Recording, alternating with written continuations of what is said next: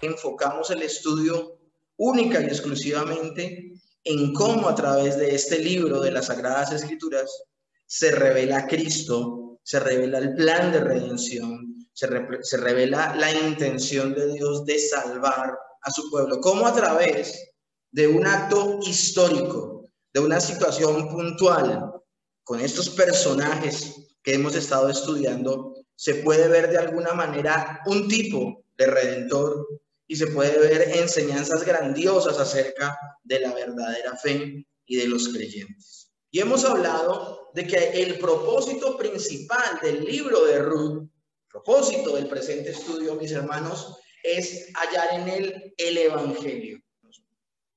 Toda la Escritura nos habla acerca de Cristo. Y por eso hemos retomado el libro de Ruth en estos 2 fines de semana que han pasado y nos queda este y el próximo. Dios mediante, con el favor de Dios, terminaremos la próxima semana. Durante un mes el propósito es meditar en el libro de Ruth para hallar en ese libro el Evangelio. Y no lo forzamos al hacer esto, porque el propósito de toda la Escritura es conducirnos a Cristo. Y lo vimos en Lucas capítulo 24, cuando el Señor le dice a los 2 discípulos camino a Maús, que ese es el propósito del Antiguo Testamento. Luego nosotros comenzamos este estudio y la primera predicación que tuvimos fue la fe del creyente. Y hablábamos de cómo Ruth, sin ver nada en el panorama, le cree a Dios y abandona a su pueblo, su cultura, a sus padres, por seguir a Noemí, que no tiene nada que ofrecer. Y vimos que no era una situación nueva. Ya habíamos visto que de la misma manera había actuado Rahab, la ramera de Jericó. Y vamos a ver más adelante con Tamar, que va a actuar de la misma manera, y aún con Betsabé y con la misma María, que son las mujeres que aparecen en la descendencia de Jesús. Las 5 fueron mujeres de fe, que no se quedaron viendo lo que los demás veían, sino que vieron más allá. Como dice el libro de Colosenses, no pusieron sus vistas en las cosas de abajo, que son visibles, pero también son temporales, sino en las de arriba, que son invisibles, pero son eternas. 8 días atrás meditábamos en el capítulo de la gracia de Dios y veíamos cómo no vio Dios nada en los creyentes para elegirlos. Así como Booz no vio nada en Ruth, así como Dios no ve nada en nosotros, pero aún así Él es bueno. Volver a Belén vacíos es lo mejor que le puede pasar a un creyente. Solamente, por eso el Señor en las bienaventuranzas dice: bienaventurados los que tienen hambre y sed. Hay personas allá afuera que nunca buscarán el cuerpo y la sangre de Cristo porque el mundo los sacia. Y como están saciados, no necesitarán nunca ¿de quién? De Cristo. Y por eso es tan importante el día de hoy. El día de hoy vamos a comenzar precisamente con esa meditación de que el único que nos puede redimir es nuestro Señor Jesucristo. El único que puede traer redención. Y ese va a ser el enfoque, mis hermanos, de esta semana y la próxima. ¿Qué vimos la semana pasada?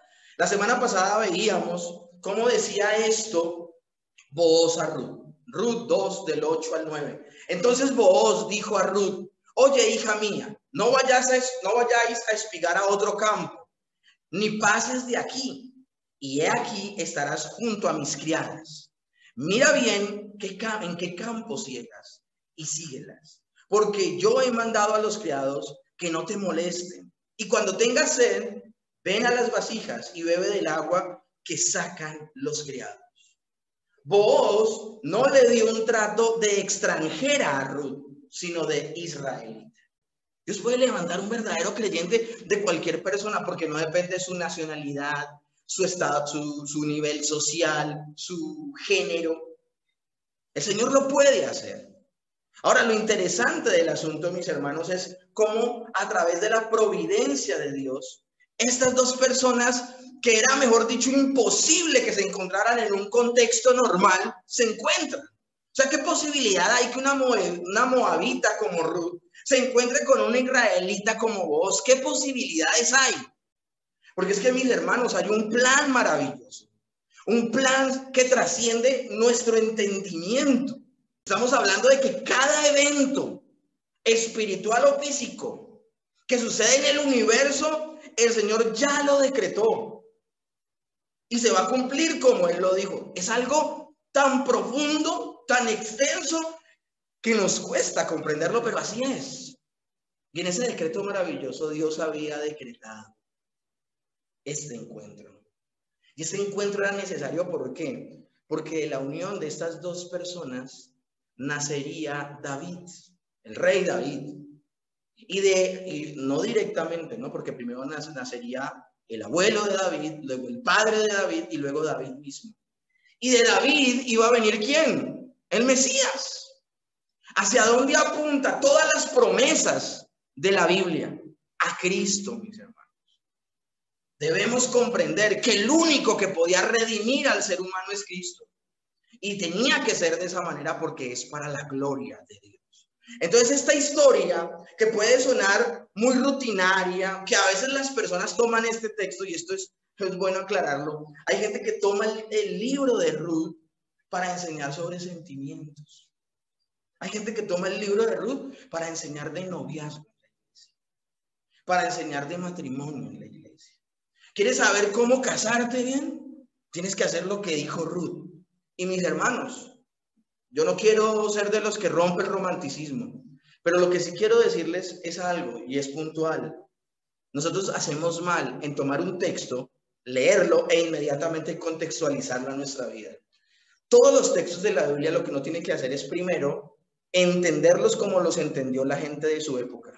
Y luego de eso, ver cómo ese texto nos muestra a Cristo. Y luego de eso, si es posible, contextualizarlo a nuestra época. ¿Entienden? Lo que quiero mostrarles, mis hermanos, y resumiendo lo que vimos la semana pasada, es que Booz se encuentra con Ruth de manera providencial, pero también soberana. Esto es algo maravilloso, hay un propósito en ese encuentro. Ahora, ella siendo moabita, Booz la cuida y le da provisión, protección y privilegio. Y yo les pregunto, ¿eso no es acaso lo que hace el Señor con los hijos de Dios? Y mis hermanos, les digo una cosa, una moabita, si quería Booz cumplir la ley, esa moabita lo que podía hacer era cegar en el campo de Booz, lo que dejaban caer los siervos de Booz, ya, ahí cumplía la ley. Pero Booz va más allá. Le dice a sus siervos, dejen caer, o sea, ya es algo intencional, ya no es algo providencial, accidental, que van recogiendo y se va cayendo, sino él les dice algo intencional, dejen caer. Ahora, Ruth, si a ti te da sed, ve y bebe. Eso no lo decía la ley de Moisés. Y luego en la tarde le dice, siéntate en la mesa. Y él mismo le sirve comida. Y él mismo le dice, no vayas a otro campo. 3 meses dura la siega. Quédate aquí, yo te cuidaré. O sea, él va más allá. Y mis hermanos, ahí vemos la generosidad de Dios. Ahora, Ruth queda impactada y tiene que preguntarle, que fue lo que vimos la semana pasada, ¿por qué haces esto? Y llegamos a la conclusión del sermón. ¿Fue por qué? Por gracia. Ella no lo merecía. Y al igual que Ruth, nosotros como creyentes no merecíamos la salvación. Lo que merecen todos los seres humanos es la condenación, porque han pecado contra un Dios santo. Pero ese Dios santo contra el cual hemos pecado, en su gracia y misericordia, creó un plan de salvación. Y todos los que se acogen a ese plan de salvación serán salvos. Ahora, terminamos la semana pasada con este pasaje. Ruth capítulo 2, verso 23. Estuvo pues junto con las criadas de Booz espigando hasta que se acabó la siega de la cebada, la de trigo, y vivía con su suegra. Así termina el pasaje. Entonces el pasaje termina diciéndonos que Booz está mostrando un interés en Ruth. Porque ese comportamiento, él no lo tiene con todas las criadas, lo está teniendo ¿con quién? Con Ruth, que la está tratando como una israelita, pero también está teniendo un trato especial con ella. Y de alguna manera, pues la lectura que se puede dar es, él está mostrando cierto interés. Pero ¿qué es lo que sucede? Hasta que se acabó la siega de cebada y de trigo, estuvo Ruth segando en ese campo, viviendo con su suegra, y no pasaba nada. Es decir, Booz no tomaba la iniciativa de decir que nosotros no podemos olvidar el contexto de la historia. El contexto de la historia es que estas dos mujeres son viudas, están en desgracia. En su desgracia tuvieron que vender su tierra. A Elimelech, cuando sale de Belén, o vendió o arrendó su tierra mientras se iba a Moab. Ellas vuelven, esa tierra le pertenece a otra persona y de hecho, si estuviese en sus manos tampoco hay hombres que la trabajen, no tienen que recoger, están en desgracia. Ellas ¿qué están necesitando? Están necesitando, y el término es este, ellas están necesitando un redentor, un familiar cercano que se case con Ruth para poder redimirlas a ella como familia, ¿ok? ¿Qué fue lo maravilloso de la semana pasada? Cuando Ruth le dice a su suegra, estuve segando en el campo de un hombre llamado Boaz, y ella se le iluminan los ojos, la que había estado triste y amargada, y le dice, Él nos puede redimir. Entonces hay una esperanza grandiosa. Pero yo quiero que seamos, cuando leamos la escritura, la leamos como de manera existencial, es decir, como si estuviésemos allí. A veces de un texto a otro pasan meses, y ese es el caso. Del verso 22 al 23 pasaron 3 meses. Y esto es impresionante, ya se alegra. Él nos puede redimir. Pero la verdad de las otras es que pasan 3 meses y hay un silencio absoluto. El tiempo pasó y Booz, con su trato amable hacia Ruth, mostraba interés hacia ella, pero pasan 3 meses y no se pronunciaba. Entonces Noemí no se congeló, no se quedó quieta, no se quedó absorta. Nos hemos dado cuenta que Noemí ha estado como en un crecimiento espiritual. Primero que todo entiende la soberanía de Dios, de que todo lo que le pasa a ella, bueno o malo, viene de Dios. Pero luego a la soberanía de Dios une la bondad de Dios, porque entiende que a pesar de que le han pasado muchas cosas malas, ella también entiende que Dios sigue siendo bueno, pero ahora le va a sumar otra cosa. Y es que ella entiende que todo lo que le pasa en su vida viene de Dios, ya sea bueno o malo, entendiendo que todo lo que pasa obra para bien, pero ahora hay un tercer elemento, que a ella no la puede congelar la soberanía de Dios, sino que ella es responsable de los actos que hace frente de ciertas oportunidades. ¿Me comprenden? Porque es que hay creyentes, mis hermanos, que se quedan diciendo acá esperando a que Dios me dé trabajo, pero nunca pasan una hoja de vida. Aquí esperando a que el Señor me dé esposa, pero nunca conoce a una hermana en la fe en la iglesia y se da la oportunidad. No, aquí esperando pero la gente piensa que esperar en Dios es congelarse, es no hacer nada. Y eso no es así. Entonces vemos a una Noemí, mis hermanos, que toma acción en la situación que vivía. Se mueve en pos de la posibilidad de redención. Y según la ley de Dios lo permitía, aconsejó a Ruth. Porque algunos pueden decir el día de hoy, uy, claro, el pastor nos está diciendo que hay que actuar, entonces hay que hacer lo que venga a la mano a hacer. Mis hermanos, hay que hacer lo que nos venga a la mano a hacer según nos lo permita la ley de Dios. ¿Ok? Nosotros no podemos apresurarnos. Entonces, el tema del día de hoy, ¿cuál es? Es la acción, la obediencia y la dependencia del creyente. Miren eso, este fino equilibrio que hay. La acción la vamos a ver en Noemí. La obediencia la vamos a ver con Ruth. Luego vamos a ver la respuesta de Dios con Booz. Pero nuevamente vamos a ver la dependencia del creyente con Noemí y Ruth. Amén. Esa va a ser como la carta de navegación. Bueno, el creyente actúa, Noemí. Dice Ruth capítulo 3 desde el verso 1 al 5. Después le dijo su suegra Noemí, hija mía, ¿no he de buscar hogar para ti, para que te vaya bien? ¿No es Booz nuestro pariente con cuyas criadas tú has estado? He aquí que él avienta esta noche la parva de las cebadas. Te lavarás pues y te ungirás, y vistiéndote tus vestidos irás a la era, mas no te darás a conocer al varón hasta que él haya acabado de comer y de beber. Y cuando él se acueste, notarás el lugar donde se acuesta, e irás a descubrir sus pies, y te acostarás allí, y él te dirá lo que hayas de hacer.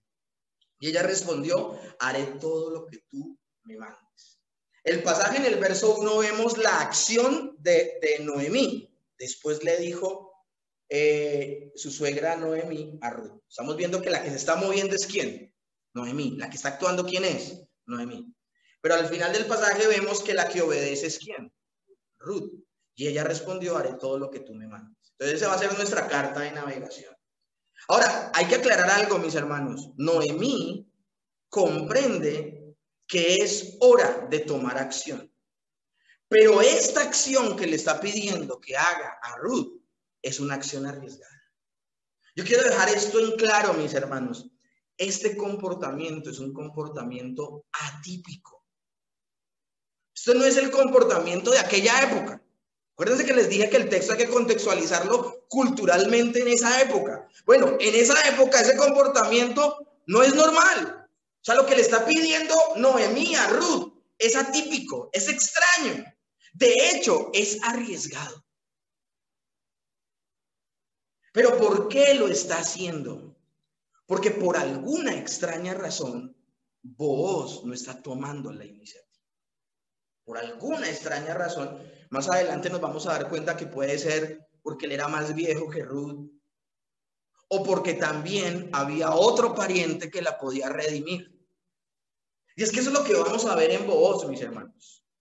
Y yo los invito a que tengamos los mejores sentimientos acerca de Booz. Si él no había tomado la iniciativa para decirle a Ruth, yo te quiero redimir, porque les aseguro que a esas alturas ya Booz sabe que él es el pariente que puede redimirla. Yo quiero que seamos generosos con Booz.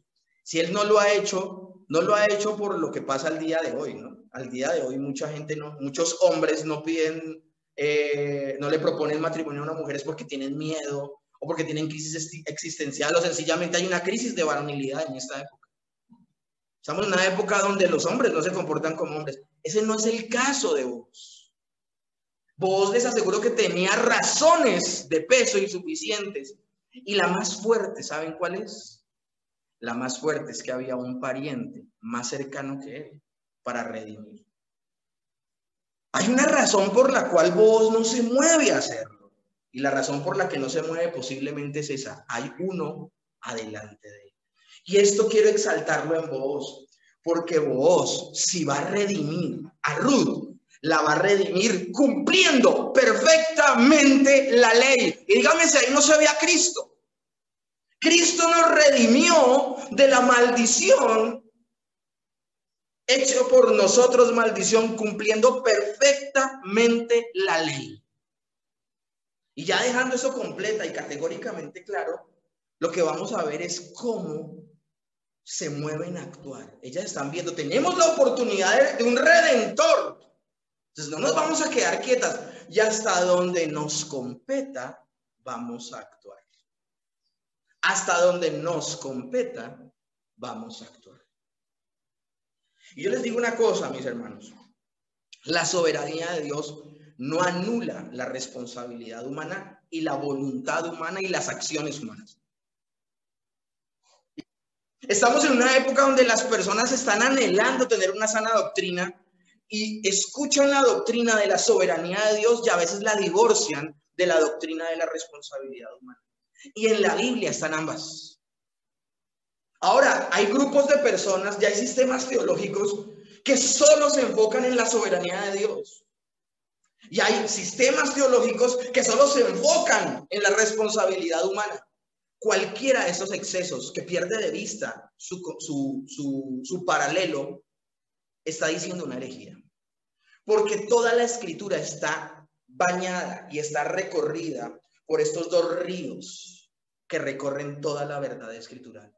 Y es que Dios es soberano, pero también el hombre es responsable. Ahora, ¿cómo conciliamos esas dos? Nos es imposible conciliarlas. ¿Cómo es posible que soberanamente Dios elige a las personas que se van a salvar antes de la fundación del mundo? Pero también las personas son responsables de aceptar o rechazar a Dios. ¿Cómo podemos conciliar eso? No lo podemos conciliar porque solo cabe en la mente de Dios, pero ambas están presentes. Tanto todo lo que sucede en el universo, Dios no solo lo sabe, sino que lo decreta, pero también nadie es obligado a hacer lo que hace. ¿Me comprenden? Judas no fue obligado a vender al Señor Jesús. Pedro no fue obligado a negarlo. Nadie de nosotros somos obligados o coaccionados a hacer lo que hacemos. De manera voluntaria lo hacemos. Y por esa razón somos responsables ante Dios de lo que hacemos o lo que no hacemos. Ahora, hay personas que lamentablemente, al ver la soberanía de Dios, entran en una pasividad absoluta y diciendo, pues Dios ya hizo todo, pues yo me siento a esperar. Y eso se llama fatalismo. El fatalismo es cuando yo me siento a esperar a que Dios haga y yo no hago mi parte. ¿Me comprenden? Se los voy a poner de esta manera. Desde antes de la fundación del mundo, el Señor había decretado que yo me casara con mi esposa. Desde antes de la fundación del mundo. Pero fui yo el que la conoció. Fui yo el que en un momento, después de 5 años de amistad, le propuse salir. Y le propuse que nos diéramos la oportunidad de conocernos para considerar casarnos. Fue ella la que aceptó. Fue después de un tiempo prudencial que tomamos la determinación juntos de casarnos. No nos susurró un ángel, no nos pateó una pluma, ni nada de este tipo de cosas. Fuimos nosotros de manera voluntaria que decidimos. Y un día nos encontramos frente del altar, casándonos. Ahora tenemos 2 niños hermosos, ya vamos a cumplir casi 14 años de casados. ¿Están comprendiendo el punto? Y el Señor lo había decretado desde antes de la fundación del mundo. Pero la única manera de que el decreto de Dios se cumpliera era que yo, ¿qué? Actuara. Y estas dos verdades sí pueden vivir y coexistir. La pasividad del fatalismo descuida la acción del creyente al considerar inútil su proceder porque Dios ya eligió lo que sucedería. Sí, Dios ya eligió lo que sucede, pero el Señor no solo eligió lo que iba a suceder, sino que también eligió los medios a través de los cuales suceden las cosas, y los medios somos tú y yo. Por esa razón, mis hermanos, tenemos que ser categóricos. Noemí sigue afinando su fe en Dios, cree en la soberanía de Dios, cree en la bondad de Dios, pero también entiende el peso y responsabilidad de los actos voluntarios. El creyente necesita actuar, evidenciando así la fe que dice tener. Santiago capítulo 2, del verso 14 al 17 dice: hermanos, ¿de qué aprovechará si alguno dice que tiene fe y no tiene obras? ¿Podrá la fe salvarle? Y si un hermano o una hermana están desnudos y tienen necesidad de mantenimiento de cada día, y alguno de vosotros les dice: id en paz y calentados y saciados, pero no le dais las cosas que necesitan para el cuerpo, ¿de qué aprovechará? Así también la fe, si no tiene obras, es muerta en sí misma. Las acciones de Ruth y de Noemí sencillamente evidencian que son verdaderas. No son esas acciones las que las conducen a ser salvas. No son sus acciones las que las conducen a ser hijas de Dios. Nosotros como seres finitos, por ser seres humanos finitos, pero también tener las consecuencias de la caída, somos limitados en ver lo que sucede. Cuando nosotros vemos una situación, tendemos a ver solamente la causa secundaria de las cosas. Por ejemplo, se acerca una persona a Dios, llega aquí alguien hoy a la iglesia y nunca había buscado a Dios, y hoy le dio por buscar de Dios, y mejor dicho, venía ya con una preocupación y con una carga, y se decidió hoy venir a la iglesia, y luego de escuchar el sermón dice: no, yo tengo que cambiar mi vida, y se arrepiente, y de ahí en adelante, mejor dicho, tremendo. Y luego pasan 10 años y una persona consagrada. Somos tentados a pensar que el que tomó la iniciativa fue el hombre, porque solo estamos viendo lo que vemos. Nosotros solo vemos lo que tenemos enfrente de nuestros ojos. Le decía Dios a Samuel: tú ves lo que tienes enfrente, mas yo veo el corazón. Pero si nosotros hacemos un análisis bíblico de lo que pasó con esa persona que vino a la iglesia, lo real es esto: que Dios había trabajado en el corazón de esa persona y lo inquietó a tal punto que esa persona terminó, ¿qué? Viniendo. El Señor Jesús le dice a todos: nadie puede venir a mí si el Padre no se lo ha concedido. Y ese nadie, mis hermanos, es nadie. ¿Cómo se puede levantar personas en la iglesia y decir: es que yo busqué de Dios? No, no se trata de que lo hayamos amado a Él, se trata de que Él nos amó primero. Pero es que a veces somos muy dados solo a ver la causa secundaria, y la causa secundaria de todos son las criaturas o la creación, y eso nos incluye. Pero la causa primaria de todas las cosas, ¿quién es? Dios. ¿Por qué Ruth se refugió bajo las alas de Dios? Porque Dios había actuado en ella. Dios había actuado en ella. Entonces, primero actúa Dios, pero luego de actuar Dios, si realmente Dios ha actuado en una persona, ¿quién termina actuando? El hombre. A mí me llama la atención el pasaje de los 4 que llevan la cama donde viene el paralítico, los que rompen el techo para bajarlo y todo eso. A mí me impacta en ese pasaje donde dice, y viendo Jesús la fe de ellos. A mí eso me impacta, ese texto a mí me impacta. Viendo Jesús la fe de ellos. Porque es que, mis hermanos, la verdadera fe se ve. ¿Y se ve cómo? Con las obras. Eso es lo que está pasando aquí. Noemí no se va a quedar congelada. ¿Ella qué? Ella va a actuar. Mis hermanos, tú dices tener verdadera fe. ¿Tus obras evidencian tu cristianismo? Ahora tengo que ser categórico. Noemí no le está proponiendo a Ruth que seduzca a Boaz, como algunos terriblemente dicen. No, sino que le propone que trabajen en dirección a su futura redención. Ella no le está diciendo seduzca a Boaz, le está diciendo ve y dile que nos redima. Ve y dile que nos redima. Mis hermanos, ¿y por qué era tan importante esto? Dios había repartido toda la tierra de Israel y Dios mismo fue el que determinó qué territorio le correspondía a qué tribu. La tierra era algo que se trataba con mucho celo dentro del pueblo de Dios. Dios había repartido la tierra, había dado tal porción de tierra a tal tribu y tal tierra a otra tribu, por eso tenían que cazar entre las mismas tribus para conservar su tierra. Ahora, la tierra seguía siendo de Dios. El Dios es el dueño de toda la tierra. Ahora, habían familias que caían en desgracia y al caer en desgracia podían vender o arrendar temporalmente su tierra. Y la podían arrendar o vender temporalmente. Tú dices, ¿cómo sí que vender temporalmente? Sí, acuérdense que existe algo que se llama el año del jubileo, que era cada 50 años, y la tierra volvía a su dueño. O sea, que siempre la tierra se vendía o se alquilaba de manera ¿qué? Temporal. Y había personas que caían en desgracia y al no tener dinero vendían o arrendaban su tierra y con ese dinero subsistían. Fue el caso de Elimelech y de su familia.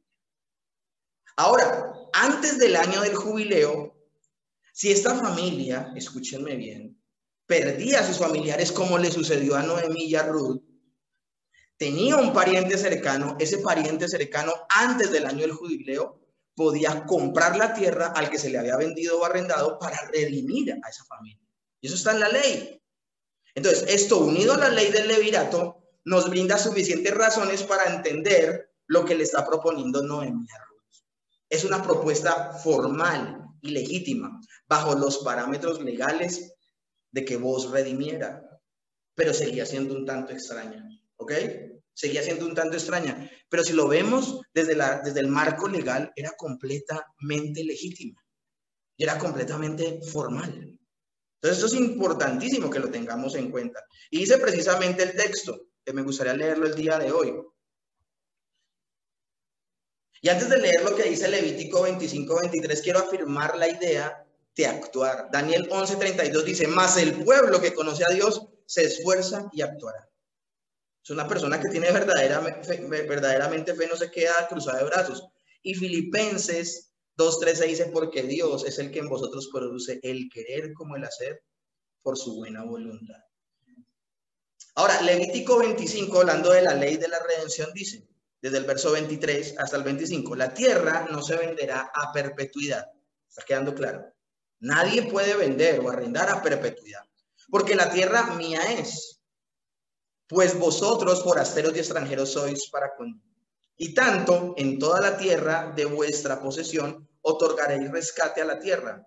Cuando tu hermano empobreciere y vendiere algo de su propiedad, entonces su pariente más próximo vendrá y rescatará lo que su hermano hubiese vendido. Entonces aquí en esta historia estamos hablando de que aquella persona que podía redimir a Noemí y a Ruth, se habla de redimir a Noemí y a Ruth, porque no solamente se habla de redimir a Ruth, porque a Ruth la redime casándose con ella y teniendo un hijo. pero a Noemí la redime al tomar las tierras de Elimelech. ¿Me están comprendiendo? Tenía dos aspectos. Una era redimir la tierra y era redimir la descendencia. Una cosa que tiene, mis hermanos, esto tiene una comparación impresionante. Nuestro Señor Jesús no solamente iba a redimir a la raza humana, iba a redimir a toda la creación. No sé si ustedes se acuerdan de ese texto donde dice: la creación aguarda ansiosa, ardientemente la manifestación de los hijos de Dios. No sé si han leído ese pasaje. Mejor dicho, la creación anhela la manifestación de los hijos de Dios. Es que, mis hermanos, y el mismo texto lo dice, que la creación sufre y gime. ¿Por qué razón? Porque el pecado del hombre destruyó la creación. El universo se marchita producto ¿de qué? De la caída. ¿Saben cuántas especies se han perdido desde la creación hasta el día de hoy? Millones de especies ya no existen. Los hombres cada vez viven menos. ¿Cuántas enfermedades pululan al día de hoy? Porque son consecuencia de la caída. Aún la creación anhela la redención. Porque cuando el Señor muere en la cruz, Él hace redención por todo, no solamente por los seres humanos, sino por la creación entera. Cuando el Señor vuelva, lo corruptible se convertirá en incorruptible. Y no solamente está hablando de los seres humanos, sino está hablando de la creación en general. Podemos llegar entonces como una conclusión a todo lo que hemos hablado, mis hermanos. Entonces, todo esto está meditando en Noemí y por eso actúa. Por eso le dice: Ruth, vas a hacer esto. Proponle que te redima. Entonces, la conclusión que podemos llegar es que la soberanía de Dios y la responsabilidad del cristiano van de la mano. El creyente debe actuar de la mano de la soberanía de Dios, pero conforme a su palabra. Entonces tenemos que tener cordura y según lo que la Escritura nos permita, nosotros. ¿Quién es el que toma la decisión de casarse o no casarse? Tú. ¿Quién es el que toma la decisión de seguir una carrera o no? Tú. ¿O qué carrera sea? ¿Quién es el que toma la decisión en todo? Tú. Entonces no es solo la soberanía, es la voluntad de Dios, la voluntad de cada uno de los seres humanos. Ambas están. Y esto lo reconoce un creyente. Y la una no anula la otra. Amén. Ahora vamos a ver que el creyente obedece. La obediencia en la vida del creyente es vital. ¿Qué hace Ruth? Ruth hace lo que le dice la suegra. Descendió pues a la era e hizo todo lo que la suegra le había mandado. Y cuando Booz hubo comido y bebido y su corazón estuvo contento, se retiró a dormir a un lado del montón. Entonces ella vino calladamente y le descubrió los pies y se acostó. Y aconteció que a la medianoche se estremeció aquel hombre y se volvió, y aquí una mujer estaba acostada a sus pies. Entonces él dijo: ¿quién eres? Y ella respondió: soy Ruth, tu sierva. Extiende el borde de tu capa sobre tu sierva, por cuanto eres pariente cercano. Ellos lo que estaban haciendo en ese momento era una labor que se hacía de noche y que solo correspondía a los hombres. O sea, ya no debía haber mujeres. Era una labor de solamente los hombres. En la labor de recoger la cosecha, siervos y siervas. Pero en la noche, cuando estaban trabajando en eso en particular, solamente era de hombres. Ahora, lo que usualmente sucedía era que trabajaban hasta altas horas de la noche y se quedaban dormidos allí. Dice, a un lado del montón de lo que han recogido. Entonces dice, ella vino calladamente y le descubrió los pies. ¿Por qué? Al parecer el frío de la noche iba a hacer que se despertara. ¿Ok? Ella no lo iba a despertar. Ella no quería. De hecho, el consejo de su suegra es resabio. ¿Y resabio por qué? Porque ella quiere proponerle algo. No hay otro espacio para hacerlo. No está bien visto que una mujer que acaba de llegar del extranjero venga y hable así como así con el dueño de la casa. O sea, había un protocolo. Tenía que ser de manera privada. Pero es re sabio el consejo que da Noemí a Ruth cuando le dice que le descubra los pies. Porque ¿saben qué están evitando ellas dos? Ellas dos están evitando contacto físico. Porque la situación es muy comprometedora. La situación es muy comprometedora. Están solos, es de noche, no deben haber mujeres allí. Entonces ella lo que hace es el manto, descubrirle los pies un poquito y ella no lo toca. Si se dan cuenta, ella está durmiendo a los pies. Todo el tiempo está hablando de una actitud decorosa y humilde. Ella nunca se engrandeció, ella no estaba altiva, nada. O sea, con una situación donde ella sabe quién es ella y donde sabe quién es él. Y dice, y aconteció que a la medianoche se estremeció aquel hombre y se volvió, y aquí una mujer estaba acostada a sus pies. Entonces él le dijo, ¿quién eres? Y ella le respondió, soy Ruth, tu sierva. Extiende el borde de tu capa sobre tu sierva, por cuanto eres pariente cercano. Esto es, mis hermanos, esto es maravilloso. Y es maravilloso porque no solamente Ruth hizo exactamente lo que le había dicho su suegra, sino que cuando se despierta Booz, ella sin rodeos le dice de una vez, lo que necesito es esto. Pero ella cuando lo habla, lo hace usando el lenguaje que Booz usó con ella cuando la bendijo. En el capítulo 2, Booz le había dicho, yo soy tan bueno contigo porque tú has hecho esto, aquello y lo otro. Ya has venido a cobijarte bajo las alas del Altísimo. Y ella, miren cómo le dice acá, le dice, extiende el borde de tu capa sobre tu sierva, por cuanto eres pariente cercano. Ustedes van a leer el capítulo 2 y se van a encontrar con que Booz ora por ella. Así como él oraba por todos sus siervos. Acuérdense que él llega a la era y sus siervos le dicen, Dios te bendiga, Señor. Y él le dice a sus siervos, Dios les bendiga, Jehová les bendiga. O sea, esa era la relación que él tenía con ellos. Y él hace lo mismo con Ruth, le dice, Dios te bendiga.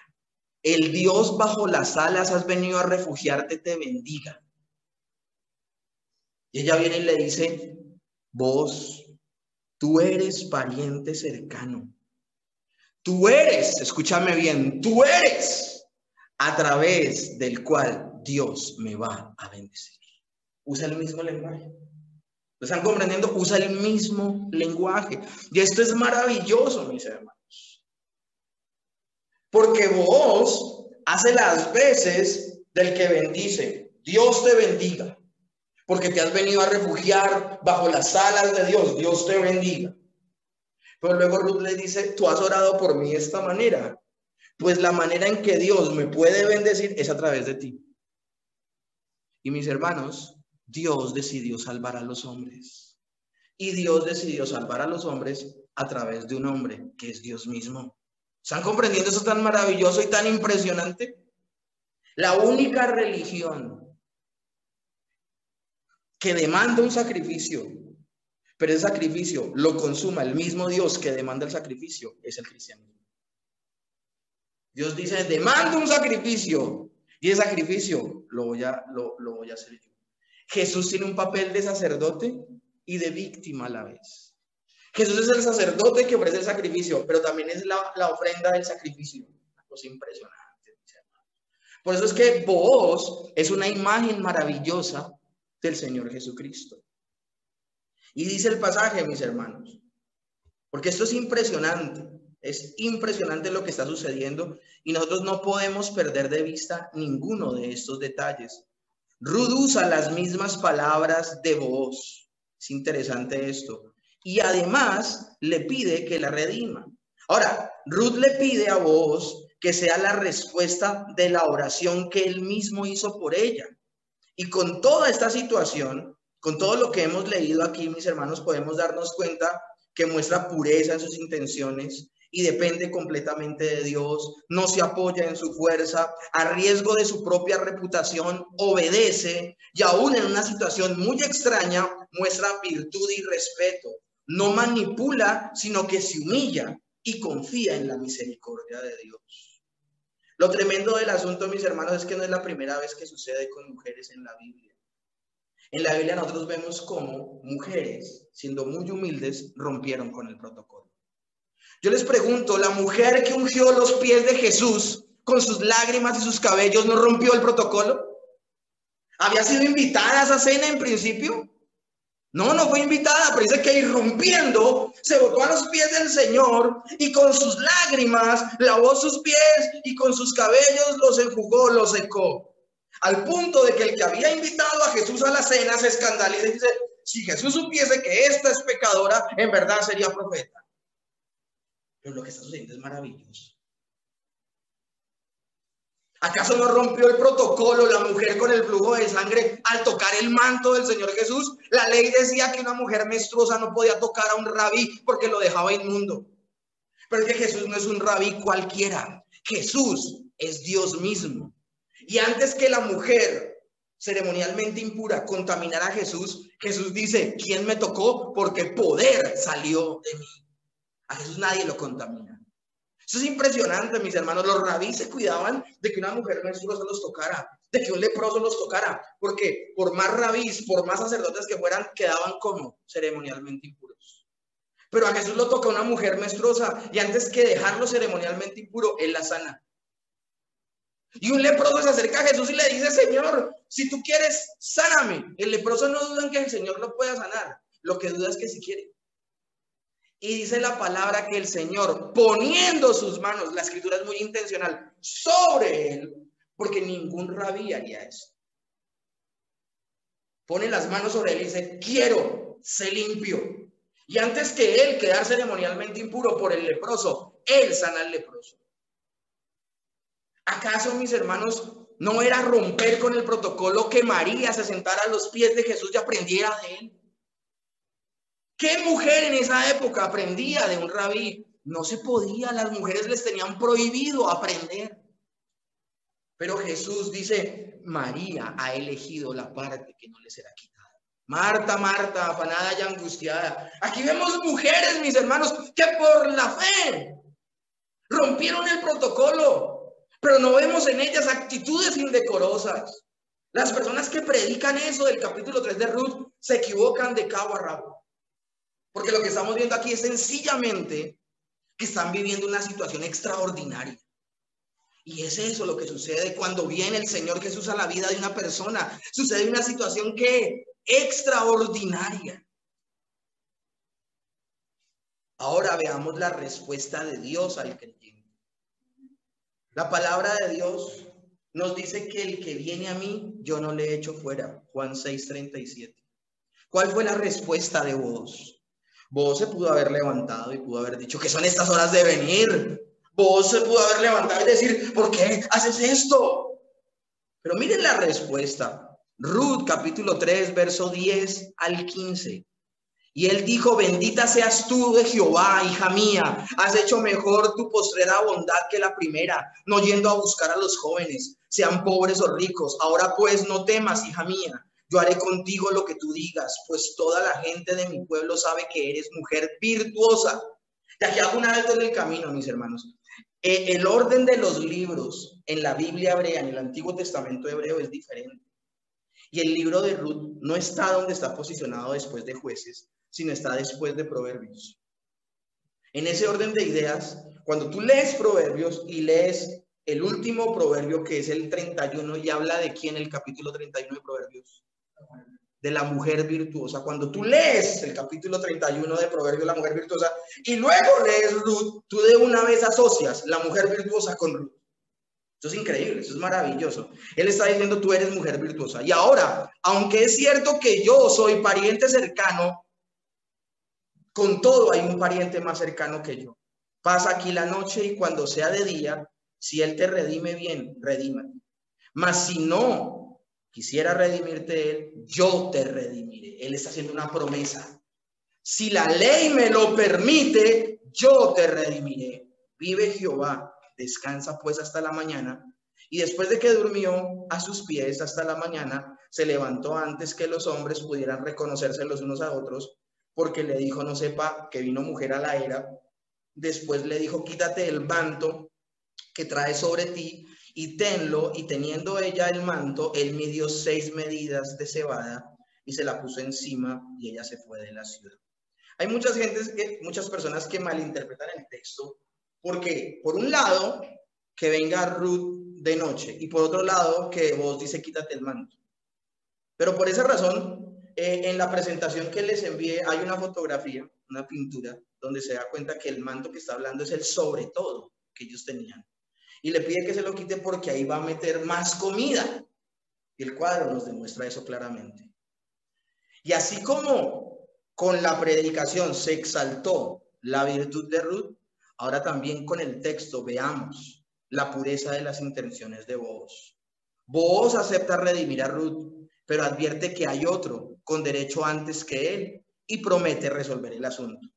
Mientras tanto, protege a Ruth en su pureza, porque miren, esa situación era para que él se hubiese aprovechado sexualmente de ella. Él era el dueño. Y él no se aprovechó. No solamente la protege en su pureza, sino que también la protege en su integridad física. Porque luego de hablar no le dice váyase para la casa, porque a esas horas de la noche, en la época de los jueces, le pasa algo por el camino. Le dice, quédate aquí hasta que amanezca y sea seguro que te vayas. Pero también protege su reputación. Porque le dice antes de que se levanten todos, de mañana, pero antes de que, para que nadie te vea. Protegió su integridad sexual, protegió su integridad física y protegió su reputación, su nombre, para que nadie hablara de ella. Y mis hermanos, esto es maravilloso. Ahora, vos al decir yo te redimo, acepta cumplir la ley. Tomar la tierra y cultivarla, casarse con la viuda del difunto, en este caso una moabita, y el primer hijo que tuviera, que fuera hijo del difunto. Y luego de eso, no solamente al cuidarla en estos tres aspectos y al prometer que la va a redimir, también la provee materialmente, porque le da más comida. Entonces, esto es impresionante, mis hermanos. Una persona que viene al Señor bajo el cuidado de Dios, solo puede esperar de Dios lo mejor. Solo puede esperar lo mejor de Dios. El Señor te va a proteger, te va a cuidar. Todas las promesas que Él hace, Él las va a cumplir, mis hermanos. Yo no sé, a veces nosotros leemos que Dios le prometió a Abraham y yo les pregunto, ¿qué promesa que Dios le hizo a Abraham Dios dejó de cumplir? ¿Qué promesa? ¿No le prometió un hijo? ¿No se lo dio? ¿No le prometió una descendencia como las estrellas del cielo y la arena del mar? ¿No le cumplió? ¿No le prometió la tierra prometida? ¿No se la dio? Entonces, mis hermanos, ¿por qué nosotros dudamos de las promesas de Dios? Dios nos ha prometido a los creyentes que la obra que Él ha comenzado en nosotros la perfeccionará. Y a veces el creyente duda de las promesas de Dios porque ve sus propias debilidades, porque ve sus propios defectos y dice, no, entonces no soy salvo, entonces me voy a perder. ¿Saben cuántas personas se van a perder porque no creen a las buenas promesas de Dios? Hay gente que se va a perder porque ignoran las promesas de Dios, porque nunca les interesó los temas bíblicos, porque nunca vinieron a la iglesia. Pero más triste es una persona que cada 8 días venía a la iglesia, pero a pesar de que vino cada 8 días a la iglesia, le costó creer que Dios es bueno y lo perdonó. Hay gente, mis hermanos, que se va a perder porque le cuesta entender el amor de Dios. Es que no entiendo por qué Dios me ama. Si yo no merezco que me ame. Bienvenido al club. Ninguno merecemos el amor de Dios. Pero hay personas que sin merecerlo, ¿lo qué? Lo aceptan. Otras personas que por no merecerlo, no lo creen y le dan la espalda. Tremendo esto. Y finalizamos el sermón de hoy con la dependencia del creyente en Dios. Noemí y Ruth, mis hermanos, lo que es imposible para los hombres es posible para Dios. Lucas 18:27. Ruth, le dicen el capítulo 3 de Ruth, verso 16 al 18, y con eso terminamos, dice, y cuando llegó a donde estaba su suegra, ésta le dijo, ¿qué hay, hija mía? Y le contó ella todo lo que aquel varón le había contado. Y dijo, estas 6 medidas de cebada me dio, diciéndome, a fin de que no vayas a tu suegra con las manos vacías. Entonces Noemí dijo, espérate, hija mía, hasta que sepas cómo se resuelva el asunto, porque aquel hombre no descansará hasta que concluya el asunto hoy. Mis hermanos, de manera intencional el pasaje nos habla de que Booz le manda trigo a su suegra a través de Ruth. Y le dice, para que no llegues a ella con las manos vacías. ¿Cómo entró Noemí? Gritando y quejándose a Belén. No me llamen Noemí, que significa placentera. Llámenme Mara, porque en amargura vengo. Porque salí de aquí llena, pero regresé vacía. Yo les tengo noticias, mis hermanos. Noemí ha crecido mucho espiritualmente del capítulo 1 al capítulo 3. Porque no es cierto que ella se fue llena. Acuérdense cómo comenzó la predicación del día de hoy. ¿Cuántas personas están llenas en Moab y se van a perder? Pero ¿cuántas personas llegan a los pies del Señor entendiendo que están vacías y por eso son llenas en Dios? ¿Lo están comprendiendo? Sí, ella está viendo la situación y está viendo que físicamente tenía mucho, pero estaban vacíos de Dios. Ahora llegaron vacíos físicamente, pero Dios los está llenando. Por eso el pasaje intencionalmente dice, para que no vayas a Noemí con las manos vacías. O sea, el pasaje lo que nos quiere dejar claro es que Dios está actuando. Mis hermanos, yo no sé por qué situación estés pasando tú. Puede que no tengas el sueldo que quieras tener. Puede que tengas una situación difícil en tu casa. Pero si tú estás con el Señor, tienes más que muchos allá afuera. Allá afuera hay muchas personas que son tan pobres que lo único que tienen es plata. Mis hermanos, nosotros somos ricos en Dios. Dice el apóstol Pablo N cantidad de veces en el capítulo en el libro de Efesios que el creyente en Cristo es inmensamente rico. La que había llegado vacía, ahora estaba llena. La que estaba ansiosa y afanada, ahora estaba dispuesta a esperar. ¿Cómo comienza el capítulo 3? Diciendo, actuemos. Pero ¿cómo termina el pasaje? Entonces Noemí dijo, espérate, hija mía, hasta que sepas cómo se resuelva el asunto, porque aquel hombre descansa hasta que concluya el asunto. Mis hermanos, hay un fino equilibrio entre actuar y esperar en Dios. Un fino equilibrio. Al igual que Noemí y Ruth debían esperar en que fuera Booz el que actuara. Y mis hermanos, les digo una cosa, el creyente no hace nada para realizar la redención. Quien redimía no era Ruth, quien redimía no era Noemí, quien redimía era ¿quién? Booz. El creyente no se puede redimir a sí mismo, quien redime al creyente es el Señor Jesucristo. Y la redención es una obra monérgica, es decir, es una obra unilateral, solo depende de Dios. Es una obra de Dios y no del creyente. El creyente no se puede redimir a sí mismo. El creyente solo puede esperar en la salvación de Dios. Y nosotros, mis hermanos, podemos vernos tentados a actuar cuando no debemos actuar. O no actuar cuando debemos actuar. ¿Sí me entienden? Podemos vernos tentados a esta situación. Y con ello demostrar que no hay fe verdadera en nuestra vida. Si nosotros actuamos cuando no debemos actuar, o no actuamos cuando debemos hacerlo, hay cosas que ajustar en nuestra fe. Podemos ver ambas caras de la moneda en la vida de Abraham y de Sara, mis hermanos. Dios le había prometido a Abraham tener un hijo. Y Abraham tenía las condiciones. A través de Sara tendrán un hijo. Pero ellos empezaban a hacer cosas que no debían, por ejemplo, Agar e Ismael. Ese es el punto, mis hermanos, sin llegar tan lejos. Les tengo noticias, mis hermanos. Dios ha provisto un redentor para nosotros y su nombre es Jesucristo. Que el Señor nos ayude, mis hermanos, a madurar. A veces hablamos mucho de nacer de nuevo, pero ahora que ya hemos nacido de nuevo, es necesario crecer, es necesario que madurar. Meditemos en estos elementos que el día de hoy hemos visto. Meditemos en la necesidad de tenerlos presentes en nuestra vida. Sí, es verdad, no podemos procurar nuestra salvación, pero nuestras obras evidencian que realmente Dios ha actuado en nuestras vidas.